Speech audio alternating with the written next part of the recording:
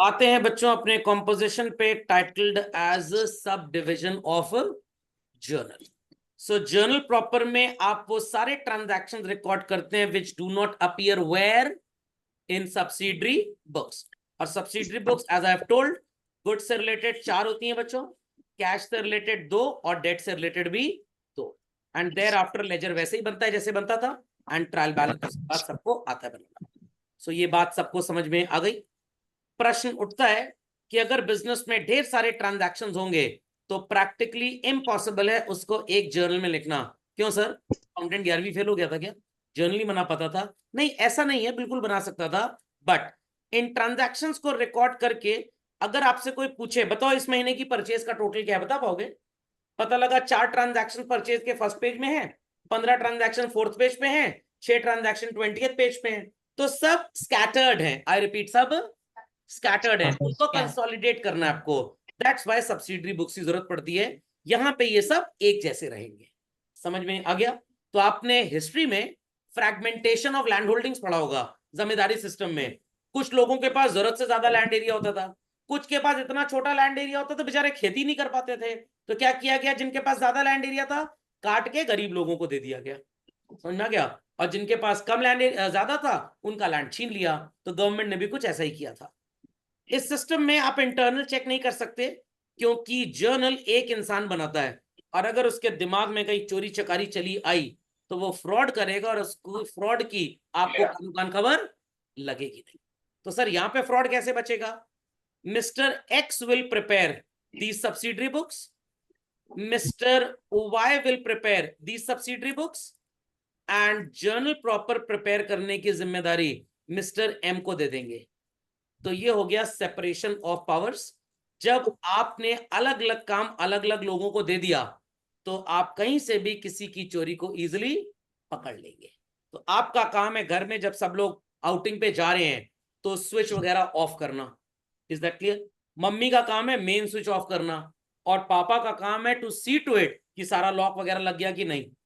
अब अगर घर में सो कॉल्ड पानी की मोटर चोरी हो गई तो किसको निपटाया जाएगा? आपको, क्योंकि आपने मोटर को ऑन रखा था। चोर आया, उसको लग रहा है मोटर तो घर के बाहर है, बाकी तो घर पूरा बंद है, ऑन है तो मोटर काम कर रही होगी। Is that clear? और वो चुरा ले गया मोटर, तो गलती आपकी है। तो हम गलती पकड़ लेंगे जब सेग्रीगेशन हो जाएगा। नहीं समझे बात को? समझ में आ गया? रेस्टोरेंट गए और आपने कहा जरा 2 प्लेट बटर चिकन ले आओ। सर आज सावन चल रहा है, अरे कोई बात नहीं भादो समझ लेते हैं। और आपने खाया और आपको टेस्ट अच्छा नहीं लगा, आपने मैनेजर से कंप्लेन की, मैनेजर कह रहा है मैं दिखवाता हूं। पता लगा चिकन में तो कोई प्रॉब्लम नहीं थी, रोटी में भी कोई प्रॉब्लम नहीं थी, वो जो फोकट का सिरके वाला प्याज आया था प्रॉब्लम उसके अंदर थी। आप कहेंगे मैं पैसा काट लूंगा। क्यों पैसा काट लोगे, प्याज तो फ्री का था, प्याज का तो कोई पैसा था ही नहीं। नहीं नहीं नहीं, जो हम खाए जिससे टेस्ट नहीं मिल पाया वो हम वापस वॉमिट किया, हम उसका पैसा काट लेंगे आपको। ओके, चलिए, तो इंटरनल चेक का मतलब सबको समझ में आ गया। सो ट्रांजैक्शंस को आप कन्वीनियंटली ग्रुप करते हैं उनके नेचर के हिसाब से। कैसा नेचर भाई? कुछ कैश ट्रांजैक्शंस होते हैं बच्चों, और कुछ क्रेडिट होते हैं, और कुछ नॉनसेंस नॉन कैश। अब पहली बार आप समझ रहे होंगे है, पानी ना पियो और प्यासे रह जाओ, बात तो एक ही है ना। ना प्यासे रह जाओ मतलब पानी सर्व ही नहीं किया गया, पानी ना पियो मतलब पानी सर्व किया गया बट पीने को मना किया गया है। Partial restraint and complete restraint, खोपड़े में बात गई। क्रेडिट ट्रांजैक्शन का मतलब होता है कैश का लेन देन आज नहीं हो रहा, भविष्य में जरूर होगा। नॉन कैश का मतलब इनमें प्रैक्टिकली कैश का कोई लेन देन होता ही नहीं है। सो टिल नाउ आपने 2 तरह के ट्रांजैक्शन पढ़े थे बच्चों, कैश एंड क्रेडिट। अब कितनी प्रजातियां आ गई? 3। तुरंत कैश का लेन देन हो गया, चट मंगनी पट गया तट डाइवोर्स। समझ में आ गया? ट्रांजैक्शन हुआ, पैसे का लेन देन तुरंत हो गया तो it is a cash transaction. Future में होगा तो क्रेडिट ट्रांजैक्शन हो भी सकता है और नहीं भी हो सकता। सर जैसे मैं एग्जांपल लेता हूं बच्चों, कैश सेल ऑफ गुड्स की एंट्री क्या होती है सब पटर पटर करके बताएंगे, जो गूंगे बहरे ऑनलाइन में वो छोड़ के बाकी सब बताएंगे। Cash account debit to sales, goods bought for cash की एंट्री क्या होती है भाई? Purchase account debit to cash. खोपड़े में बात जा रही है? What is the entry for goods bought from Manohar? Purchase to Manohar. Ravi, Ravi to sales. आज कैश का लेन देन नहीं है, बट भविष्य में मनोहर को भी पैसा देंगे एज वेल एज रवि को। डेप्रिसिएशन ऑन फर्नीचर क्या जर्नल एंट्री होगी? डेप्रिसिएशन टू फर्नीचर क्या कैश का इन्वेस्टमेंट आज या भविष्य में हुआ? No. What is the entry for prepaid rent? Prepaid rent account debit to rent, prepaid rent account debit to rent, cash basis वाली एंट्री। क्या कैश का लेन देन हुआ? No. Goods distributed as free sample क्या एंट्री होती है? Charity नहीं, चैरिटी तब जब चैरिटी लिख के आएगा, यहाँ पे एडवर्टाइजमेंट। टू परचेज क्या कैश का लेन देन हुआ? नहीं हुआ। ऐसे ट्रांजैक्शंस को क्या बोलते हैं? Non cash. इनको अगर बुक्स में रिकॉर्ड नहीं करेंगे तो फुल डिस्क्लोजर मौसा जी बुरा मान जाएंगे। बट यहाँ पे कैश का लेन देन ना आज हुआ है, और मैं गारंटी करता हूं भविष्य में भी होने की उम्मीद नेग्लिजिबल है। कम तो चीनी होती है चाय में शाश्वत जी, समझ में आ गया? एंट्री होने की उम्मीद नेग्लिजिबल होती है। यहां तक बच्चों बातें समझ में आ गई? चलिए तो let's proceed further children. If you have contributed capital into the business, there is some cash sale, वसूली भाई बन गए, इनकम मिल गई, आपने जायदाद को असेट में बेच दिया। These all are what children? These all are what? Cash। आपने कैपिटल निकाली बिजनेस से, आपने ड्राइंग्स किया। सर बात तो एक ही है। नहीं, थोड़ा सा स्टोरी में ट्विस्ट है। बिजनेस से पैसा निकाल लिए, इज दैट क्लियर? कैश में it is withdrawal of capital. Sir drawings नहीं बोल सकते, स्टोरी में ट्विस्ट है बच्चों। क्लास 12 का रेफरेंस ले रहा हूं पार्टनरशिप का, ध्यान से सुनिएगा। हम सब पार्टनर्स हैं, हम सब ने डिसाइड किया 10-10 हजार रुपए अपना कैपिटल निकाल लेते हैं, because business doesn't need so much money. इसे बोला जाता है विड्रॉल ऑफ कैपिटल। मेरे घर में शादी पड़ी, मेरे को 20,000 रुपए की जरूरत है, मैं ले जाऊंगा और कुछ दिन बाद ले आऊंगा, इट इज ड्रॉइंग्स। तो विद द अग्रीमेंट अपनी कैपिटल कम करो, वो विड्रॉल ऑफ कैपिटल होता है बच्चों। टेम्परेरी नीड के लिए पैसा निकालो और कल को ले आओ, तो आज वो पैसा निकालना इज ड्रॉइंग्स। सुनाई पड़ गई बात? तो 12th क्लास में भूलिएगा मत। कैश में गुड्स खरीदे, क्रेडिटर्स को पैसा दिया, एक्सपेंसेस वगैरह पे किए, असेट खरीदा। These all represent what children? Cash. So all these are called as which type of transaction children? Cash transaction. इनको पहचानने की एक ट्रिक बता देता हूं मैं आपको, और बड़ी धमाकेदार ट्रिक है। किसी भी जर्नल एंट्री में बच्चों अगर कैश या बैंक आ गया, 110% गारंटी है कि वो किस तरह का ट्रांजैक्शन होगा। कैश, गूंगे बैरों को छोड़ के बाकी बता सकते हैं। It's a cash transaction. Cash transaction को पहचानने की ट्रिक क्या है भाई? कैश और बैंक का होना अति अनिवार्य है। खोपड़े में बात गई, झटपट अपडेट करें, फास्ट चलते हैं आगे बच्चों, झटपट fast. Where do we record them children? We record them in a book which is called as cash book in English, रोकड़ बही इन हिंदी। कौन सी बही? रोकड़ बही। और इसको रिकॉर्ड करने के लिए आपको जो सोर्स डॉक्यूमेंट चाहिए, that is a cash memo और अ कैश वाउचर। 3 तरह की होती हैं बच्चों, single column, double column and triple column. Single column में we have only cash transactions, double में कैश के साथ डिस्काउंट भी हो सकता है और कैश के साथ बैंक भी हो सकता है, एंड ट्रिपल में हम साथ साथ हैं, cash, bank and discount, all 3 are. कोई क्वेरी है तो please ask.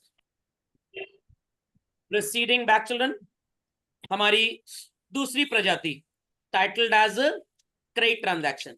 There is no immediate payment और रिसिप्ट, बट डेफिनेटली पैसा कल को एक्सचेंज होगा, कल को आ जाएगा, आज नहीं आ रहा। यहां पे बच्चों मैंने ट्रांजैक्शंस को 6 क्लासेस में डिफाइन किया है। 7वीं क्लास आपको मिले तो मेरे को बता दीजिएगा, 6 ही होती हैं। Goods bought on credit, goods sold on credit. Goods जो उधार में खरीदे थे उन्हें आपने वापस कर दिया, जो बेचे थे उधार में वो वापस आ गए। You could bye assets on credit, पुरानी हो गई कोई जायदाद, जिसको बेच रहे हो वो कह रहा है मेरे पास पैसे नहीं है, मैं कुछ दिन बाद दे दूंगा। वी सेड नो प्रॉब्लम, तुम ले जाओ, बाद में पैसे दे देना। So how many classes do you see children? 6 classes are there. खोपड़े में बात गई। क्रेडिट परचेज ऑफ गुड्स अगर है बच्चों, तो it will appear in a subsidiary book titled as what, purchase book.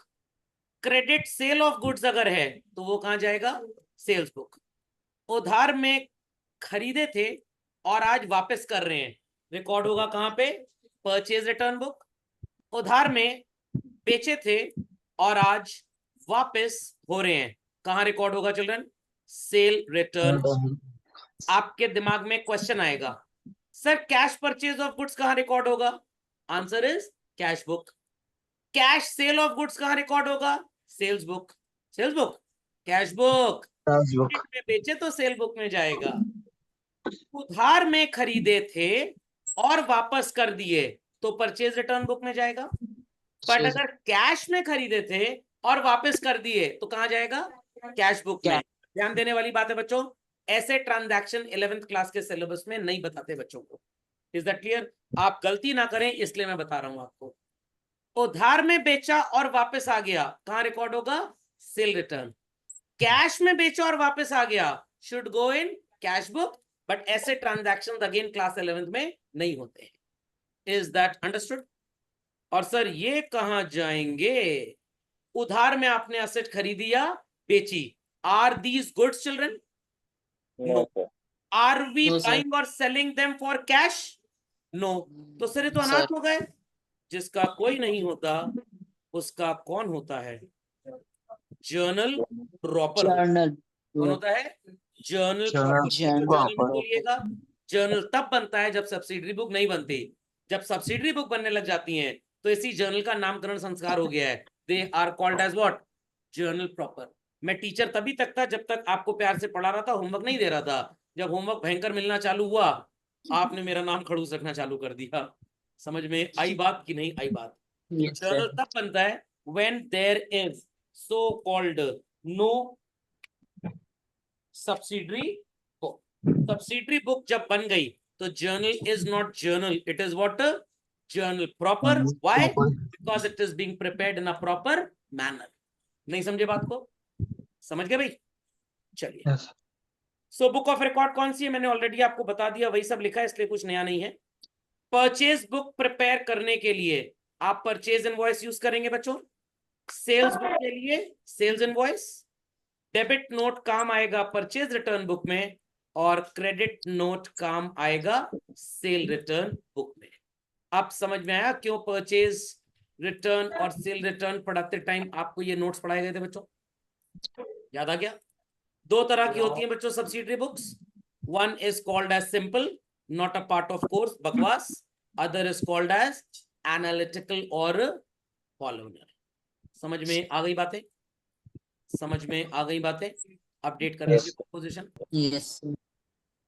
आते हैं आखिरी प्रजाति पे, एंड द प्रजाति is called as what, non cash. Do not involve immediate और future cash receipts and cash payment. Sir ये किस तरह की एंट्रीज होती हैं? सबसे पहले बच्चों आपको नजर क्या आ रहा है, एडजस्टिंग एंट्रीज। सर ये क्या है, ऑल स्टडीड टिल नाउ। जितनी भी जर्नल एंट्री आपने आज तक पढ़ी बच्चों, they all are called as adjusting. Opening entry याद है बच्चों, asset to liability to capital. Rectifying पे क्वेश्चन मार्क लगाइए, इन दोनों के आगे क्वेश्चन मार्क लगाइए। जब आपको फाइनेंशियल स्टेटमेंट्स पढ़ाया जाएगा, then I will be focusing on what is called as so called transfer और क्लोजिंग एंट्रीज। समझे बात को या नहीं समझे बात को? तो अभी आपको बस वही याद रखना जो मैं आपको बताऊंगा, इस चक्करबाजी में फंसने की जरूरत नहीं है। If you record the transaction for depreciation, interest on capital, interest on drawing, bad debts, prepaid expense, accrued income, outstanding, pre-received income, goods lost, distributed as charity, free sample, drawings of goods, etc., etc., etc. ये सारे के सारे transactions कभी भी cash को practically involve नहीं करते हैं। They appear where children, journal proper. और इनको एक नाम दिया जाता है, एंड व्हाट इज दिस, होगी एंट्री, बुक एंट्री। कौन सी एंट्री, बुक एंट्री। इतनी बात समझ में आई? अब मैं एक ज्ञान आपको दूंगा किसी भी जर्नल एंट्री में बच्चों अगर कैश शब्द आ गया, बैंक आ गया, सेल आ गया, सेल रिटर्न आ गया, परचेज रिटर्न आ गया, परचेज आ गया, डिस्काउंट अलाउड आ गया, डिस्काउंट रिसीव्ड आ गया, बिल्स रिसीवेबल आ गया, या बिल्स पेबल, किसी भी एंट्री में अगर ये आ गया, ये एंट्रीज जर्नल प्रॉपर में जाने के लायक ही नहीं है। तो सिंपल ब्रह्मास्त्र है, जीवन में ट्रांजैक्शन देखिए, दिमाग में एंट्री बनाइए, इन 8 में से अगर कोई है तो जर्नल प्रॉपर उसे क्या बोलेगा, चलो कट लो, यहां से बढ़ लो, यहाँ हमारे घर में तुम्हारे लिए कोई जगह नहीं है। ये सारे के सारे जर्नल प्रॉपर के दुश्मन हैं। नहीं समझे बात को? जर्नल प्रॉपर का दुश्मन कौन है? Cash, bank, sale, sale return, purchase return, purchase, discount allowed, discount received, bill receivable and bills payable, ये जर्नल प्रॉपर के दुश्मन है बच्चों। समझ में आ गया? बट कभी कभी दुश्मन भी डबल एनिमी का काम करता है, एक तरफ दुश्मन और एक तरफ दोस्त, वो डबल एनिमी परचेज निभा रहा है। कैसे? सब एक साथ बता दूंगा, दिमाग फट जाएगा, टेंशन मत लीजिए। और ये जो मैंने लिखा है आपको यहां लिखने की कोई जरूरत नहीं है, लिख चुके हैं तो कृपया करके काट दें इसको। समझ में आ गया क्लासिफिकेशन सबको? Clearly understood? चलन पक्का? चलिए